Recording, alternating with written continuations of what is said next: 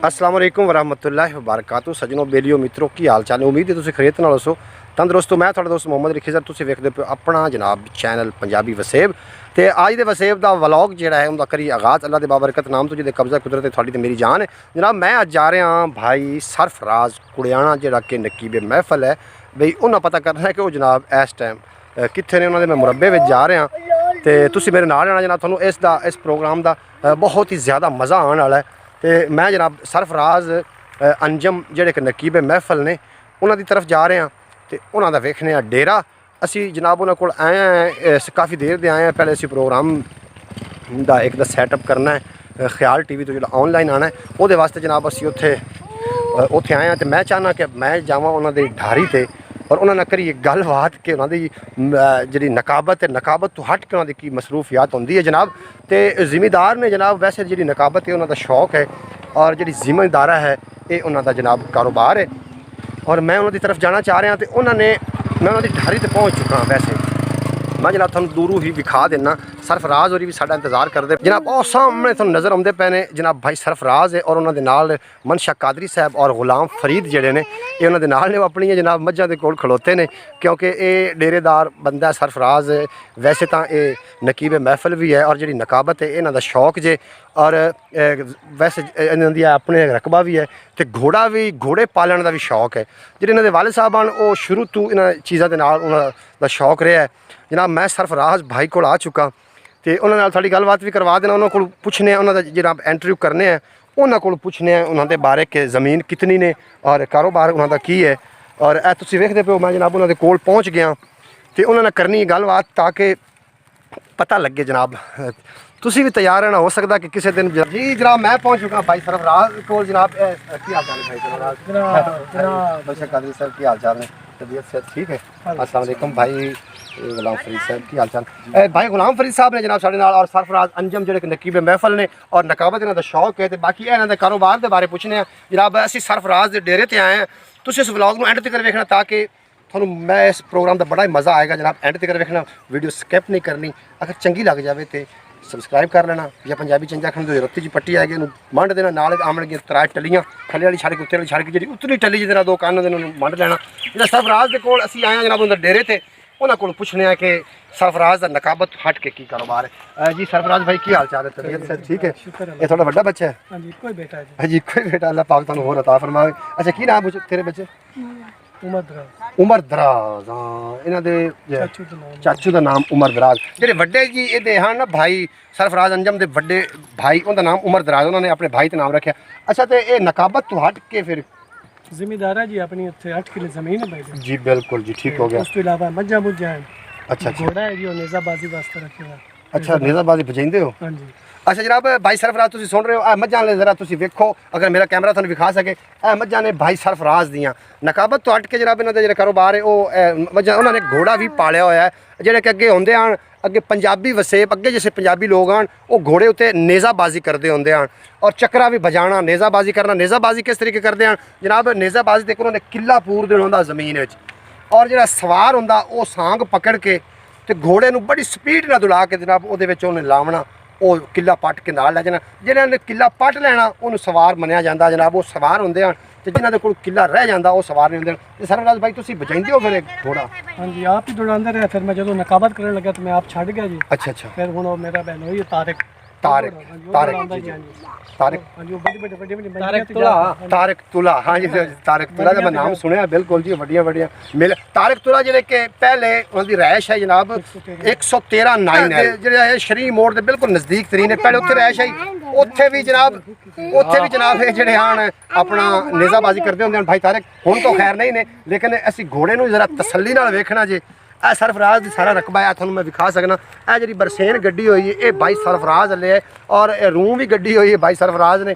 तो कणक उन्होंने अपनी जी है कणक इस पास सामने थोड़ा कणक नज़र आ रही होनी जरा मैं मोटा करके विखा देना थानू।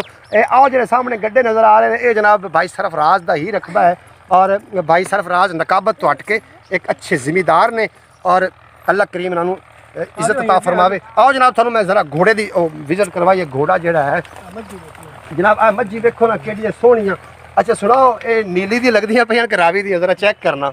ਮੱਝੀ ਵੈਸੇ ਬੂਟੇ ਵਾਲੀ ਇਹ ਕੱਟਾ ਜਿਹੜਾ ਜੀ ਹੈ ਜਨਾਬ ਇਹ ਜਿਹੜਾ ਸਪੈਸ਼ਲ ਕੱਟਾ ਹੈ ਜਨਾਬ ਮਨਸ਼ਾ ਕਾਦਰੀ ਸਾਹਿਬ ਆਖਦੇ ਪਏ ਨੇ ਵੀ ਇਸ ਕੱਟੇ ਦਾ ਵੀ ਵਿਜ਼ਿਟ ਕਰੋ ਜਨਾਬ ਇਹ ਮੁਹੰਮਦ ਪਨਾਹ ਦੇ ਲੰਗਰ ਤੇ ਮੁਹੰਮਦ ਪਨਾਹ ਦੇ ਲੰਗਰ ਵਾਸਤੇ ਉਹਨਾਂ ਨੇ ਜਨਾਬ ਇਹ ਰੱਖਿਆ ਹੋਇਆ ਕੱਟਾ ਦਰਬਾਰ ਹਜ਼ਰਤ ਬਾਬਾ ਮੁਹੰਮਦ ਪਨਾਹ ਸਰਕਾਰ। ਆਓ ਜਨਾਬ ਘੋੜੇ ਦਾ ਵੇਖੀਏ ਕਿ ਘੋੜੇ ਨੂੰ ਘੋੜਾ ਅਥਰਾ ਹੈ ਕਿ ਕਿਸ ਤਰੀਕੇ ਦਾ। ਜਨਾਬ ਮੈਂ ਤਾਂ ਸ਼ਾਇਦ ਲਾਗੇ ਨਾ ਹੀ ਜਾਵਾਂ ਲੇਕਿਨ ਬਹਰਹਾਲ ਵੇਖਨੇ ਆ ਜਨਾਬ ਇਹ ਮਾਸ਼ਾਅੱਲਾ ਜੀ ਜਿਹੜੇ ਸ਼ੌਕੀਨ ਲੋਕ ਨੇ ਘੋੜਿਆਂ ਦੇ ਇਹ ਜਨਾਬ ਤੁਸੀਂ ਵੇਖਦੇ ਪਏ ਹੋ ਘੋੜਾ ਅੱਲਾਹ ਤਬਾਰਕ व तआला ने ਸੁੰਬ ਵਿੱਚ ਇਤਨੀ ਤਾਕਤ ਰੱਖੀ ਜੇ ਜਦੋਂ ਜ਼ਮੀਨ ਉੱਤੇ ਪੈਰ ਮਾਰਦਾ ਹੈ ਔਰ ਇਹਦੇ ਸੁੰਬ ਦੀ ਤਾਕਤ ਨਾਲ ਜਨਾਬ ਸੱਤੇ ਇੱਕ ਵਾਰੀ ਜ਼ਮੀਨ ਦਾ ਇਸ ਤਰੀਕੇ ਜ਼ਮੀਨ ਕੰਬਦੀ ਹੈ ਕਿ ਜਿਵੇਂ ਕੋਈ ਜ਼ਲਜ਼ਲਾ ਆ ਗਿਆ। ਅੱਲਾਹ ਨੇ ਇਹ ਘੋੜੇ ਨੂੰ ਤਾਕਤ अता फरमाई है। और दूसरे नंबर पर जी हिस्स होंगी है सुनने वाली हिस्स इतनी तेज़ होंगी अगर कोई रस्ते में खतरा आ जाए तो जनाब ये अपने मालिक नूं लैके और बिल्कुल रफू चक्कर हो जाता है पता चल जाता है जिन्नात नूं भी आसानी नाल जनाब वेख सकता है और समात कर सकता है। जनाब घोड़ा एक बड़ा वफादार जानवर है। तो भाई सरफराज ये कदों का शौक है फिर घोड़ियां का?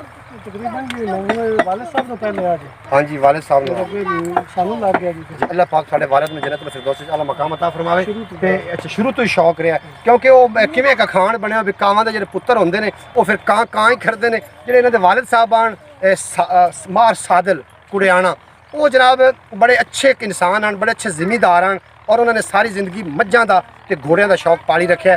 तो जनाब उन्होंने फिर बेटे ने भाई सरफराज और एक वक्री गल है कि शौक नकाबत अच्छा शौक है इज्जत वाला काम है जनाब सरकार दे तराने गावना। तो भाई सरफराज कोई आवाम नूं नाज़रीन नूं कोई गल करना चाहसो? खास तौर पर मैं नात खाना नूं गल करना वा कि नात खानी नूं अपना कारोबार ना समझे इन्हूं शौक दी हद तक और मेरे आका दी गुलामी च इख्तियार करें अपनी जिंदगी। लेकिन सैड बिजनेस होना जरूरी है जिस तरह हुण हालात ने और कई नात खाना जिन्हें सिर्फ नात खानी ते हाँ काम वो तो परेशान है। लेकिन मैं मैसेज देना चाहना नकीब नात खतीब नूं कि इनू कारोबार ना समझो कोई सैड अपना सैड ते काम करो जिमीदारा करो कोई ज़मीन ठेके लै लो कोई होर काम छेड़ लो लेकिन इस नात खानी नूं काम ना समझो। बिल्कुल ठीक है जी भी सरफराज साहब बहुत अच्छा मैसेज दे रहे हैं कि कारोबार इनू बिल्कुल ना समझा जाए इनू सरकार की गुलामी अगर तुम समझ के वेख्या यार घोड़े दे भी जरा नज़र मेरा अच्छा जनाब इनू सरकार दे अगर सनाखानी समझ के तुम करते जाओगे तो वो चीज़ भी थानू हासिल होएगी जी तुम सोची भी नहीं होनी। जनाब मैं थोड़ा गाँव भी विजिट करवाना चाह रहा भाई सरफराज अंजम दी और उनका डेरा है थोड़ा जगह चलने उस तो बाद थोड़ी कोई इजाजत लै लेनी जनाब। आओ जनाब देखिए गाँव साहिवाल नस्ल ने कि केड़ी नस्ल ने वो आखते हैं ना ये सामने थोड़ा गाँव नज़र आ रही होनी थोड़े बच के कंडे नहीं जरा बच के जनाब वो आखते हैं तुम गाँव वेख रहे हो माशाल्लाह जरा है ना अच्छा जरा चंगा खलोता जनाब धनी वाला वो आखते हैं सियाणियां दा खान है ते कुत्ते तो जरा बचाया जे जनाब। हाँ जी इतने पर हो के देखो ना जी गाँव जनाब वो सियाणियां दा खान बने हुए जे मेरे वो खान बने साहिवाल दी गां साहिवाल दी छां और साहिवाल दी मां इन्हां दा जवाब नहीं जनाब। ये जड़े ने ये मिक्स है जनाब ये जड़ी है गोका है ये मिक्स है लेकिन साहिवाल में एक एजाज़ हासिल है ये साहिवाल दी गावां भी अच्छियां ने। सामने तो सरफराज का डेरा जी इतने असीं आके रुके हुए हैं भाई सरफराज ने ये अपना स्वांज ठीक लाया हुआ है ये पंजाबी जिहा माहौल है जनाब। ये सरफराज की तुसीं अज जिंदगी तो मैनूं उम्मीद है कि वाकफ हो गए होवोगे ये जनाब उन्हां दा टोका है जिहदे पट्ठे कुतर के वो अपने डंगरां नूं पींदे हुंदे ने। और असीं जदों आए हैं तो सरफराज सरकार की सनाखानी अपने मुरब्बे च बैठ के अपने डेरे ते जनाब बैठ के अपना वो काम धंधा कर रहे हैं। और सरफराज कितनी ज़मीन है अपने को इत्थे अगले पाए 8 एकड़ ते 8 एकड़ फिर थोड़े कल्ले दी है ना भी यानी कि कोई नाल 8 एकड़ भाई सरफराज को रकबा है ਜਿਹੜੇ ਕਿ ਤੁਸੀਂ ਇਹਨਾਂ ਨੂੰ ਸਟੇਜਾਂ ਤੇ ਸੁਣਦੇ ਹੁੰਦੇ ਹੋ ਨਾਤ ਖਾਨੀ ਦੇ ਹਵਾਲੇ ਦੇ ਨਾਲ ਵੀ ਇਹਨਾਂ ਦੀ ਪਹਿਚਾਣ ਜਨਾਬ ਜੀ ਇਹਨਾਂ ਦੇ ਨਾਤ ਖਾਨੀ ਵੀ ਇਹਨਾਂ ਦਾ ਜਿਹੜੀ ਪਹਿਚਾਣ ਬਣੀ। और सरफराज एक शफीक इंसान ने अच्छे इंसान ने इन्होंने मिल के जनाब दिल में बड़ा ही सुकून मिले। थोड़े को इजाजत लवन का टाइम आ गया जनाब अज का प्रोग्राम उम्मीद है कि तुहानू चंगा लगा होगा। पंजाबी वसेब चैनल में सबसक्राइब कर लेना नाल एक बैल आइकन होएगा छोटा जी टल्ली जी होनी जे थल्ले वाली टल्ली छड़ के उस उतरी टल्ली नूं भी मंड लेना ताकि अगली वीडियो थोड़े तक सब तो पहले पहुँच जाए।